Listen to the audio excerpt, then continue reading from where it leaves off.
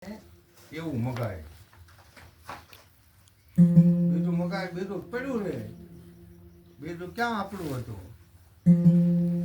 નહીતર તો મોકો 3 વખત મળશે ભગવાન 3 વખત પ્રસન્ન થશે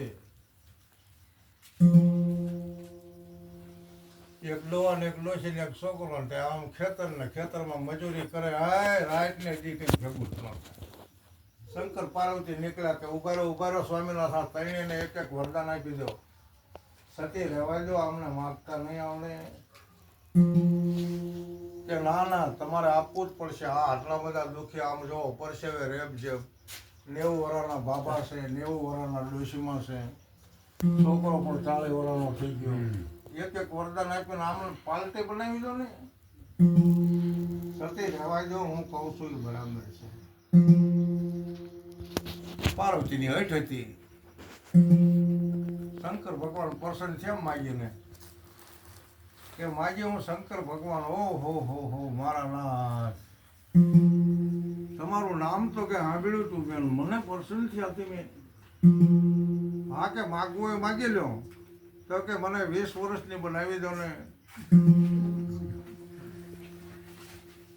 અને લગથી સીતા સુધી ઘણા વરાણા પહેરેલા લાવી 20 વર્ષની કન્યા બની ગયા રાજા કોઈ આવ્યો અને રથમાં બેહાઈને રાણી બનાવી દીધા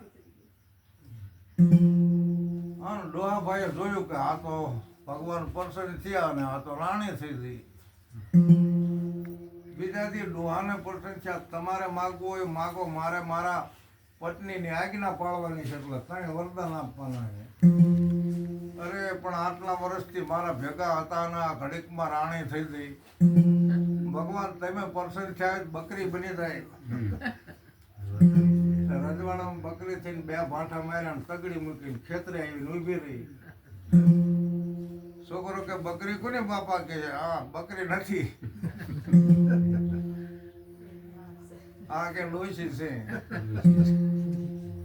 સીધાથી છોકરાને પ્રસન્ન થયા માગવું હોય માગી લે મારી માં હતી એવી ને એવી થઈ જાય એ 90 વર્ષના માગે થઈ ગયા 90 વર્ષના ભાભારિયા છોકરો એમને મળ્યો મોકો મળ્યો 3 વખતનો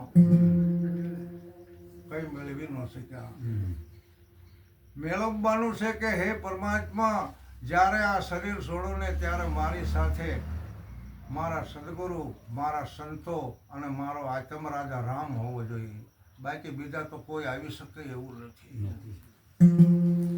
કા સંત સગા કા ગુરુ સગા અંત સગા એક રામ બીજું કોઈ છે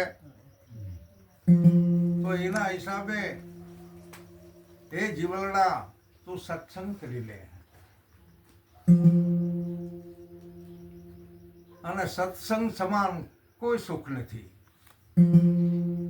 સત્સંગનો મહિમા 100% છે પણ સત્ય શું છે એને સદગુરુ મહારાજ સમજાવે અને એનો સંગ આ જીવને કરવાનો છે તો જેવી રીતે પારસમણી લોઢાને અલે ને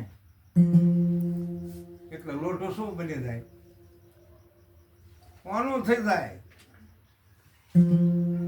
તો એવી રીતે આ જે જીવ રહ્યો એને સત્સંગ અડી જાય તો આ જીવ શું બની જાય જીવ છે શિવનો અંશ છે જીવ પોતે આત્મસ્થિતિની અંદર આવી જાય અને જીવની દશા કોને કહેવાય મોહ માયા મમતા મારો તારો રાગ ને દેશ હરખ ને શોખ ને ઝઘડો ને કલેશ ને આહા 24 કલાક ઘરમાં ઝઘડા રહેતા હોય વાણી નો હારી હોય અહીંયા ભગવાન હોય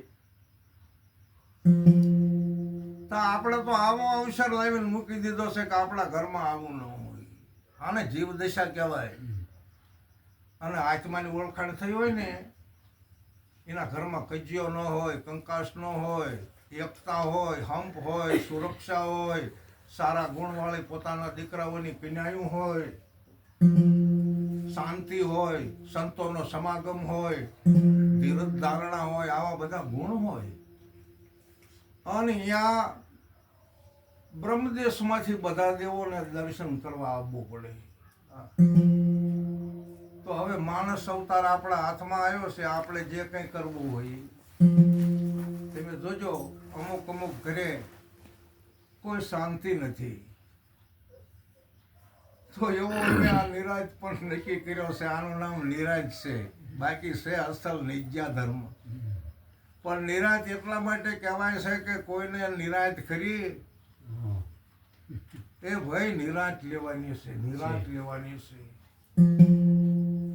હા, બોલો 1000 હાથ વાળો આપણને બધું આપવા માટે તૈયાર છે. તમારે શું જોઈએ છે?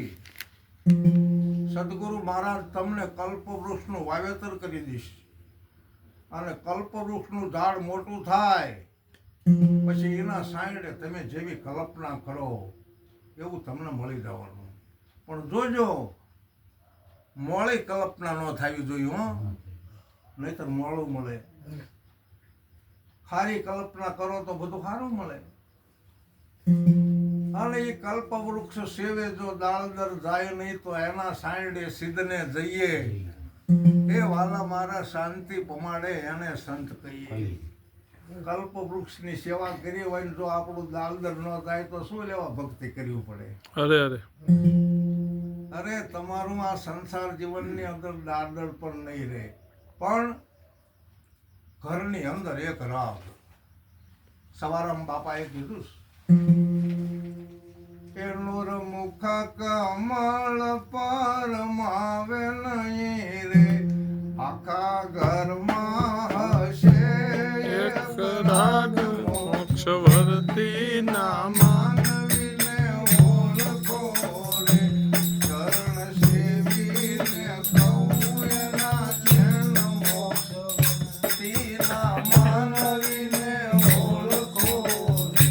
પુત્ર પિતા કે વચન પાળશે, નારી નરને કરશે નમસ્કાર. મોક્ષ વર્તી ના માનવીને ઓળખો.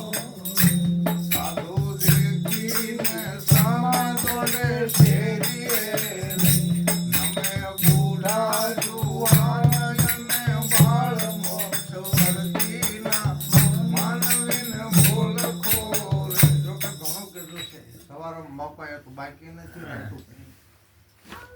આવું જેનું જીવન હોય એનો મોક્ષ જ થાય. બરાબર. એક ઘરની અંદર રાગ હોય, ગમે એવા સંતો આવ્યા હોય તો નર કે નારીના મોઢા કોઈ દી કરમાય નહીં. ઘરમાં હોય કે ન હોય હો. હા, સતી તોળાને તીમ મારો ને અંગ અડાડે મૂકી અને કેટલાય સાધુને જમાડી દીધા. આવો ઇતિહાસ છે. પણ નૂરમુખા કમળ પરમાવે નહીં, આખા ઘરમાં હશે એક રાગ. મોઢા ઢીલા ન પડે. હા, આવો ધર્મ છે.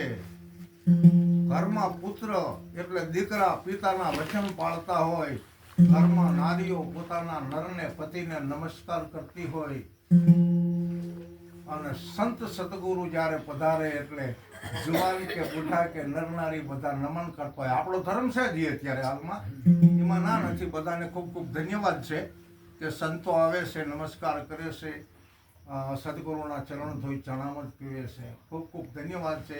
ભગવાન પરમાત્મા એમને બહુ જ સારી રીતે જીવનની અંદર સફળતા આપે એવા મારા તરફથી પણ આશીર્વાદ છે. અને અત્યાર જે મેં રજૂઆત કરી, કોઈ ધોળ કીર્તનની કે ઘડી બે ઘડી સત્સંગની, અને હવે આ મારી વાણીને ઘડી વિરામ આપું. બોલો સદગુરુ.